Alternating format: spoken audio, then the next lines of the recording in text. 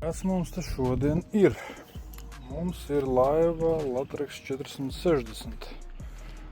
Esam uzlikuši trollinga motoru priekšā.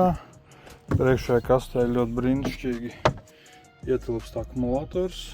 Arī lādētāji tur var ielikt. Makšķerkā turētāji dažādi salikti. Un bija uzdevums, lai varētu braukt bez tiesībām. Tad ir uzlikts Selvas 5 zirgaspēku motors 5XS.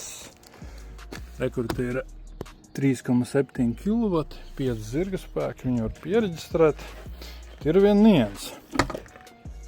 Tas ir divcilindrīgs motors, diezgan liela kubatūra, un viņiem var uztaisīt baigo chip tuningu. Un dabūt no viņa ārā 10 zirgaspēkus. Lai to izdarītu, mēs paņemam šeit, ieliekam atslēdziņu un izskrūvējam vienu dzelzīti.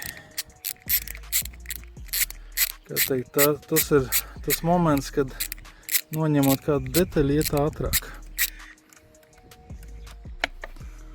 Lūk, šo izņemam ārā. Un tagad gāzi varēs iedot līdz galam. Un viss, un jums ir 10 zirgaspēki. Liekam atpakaļ un braucam.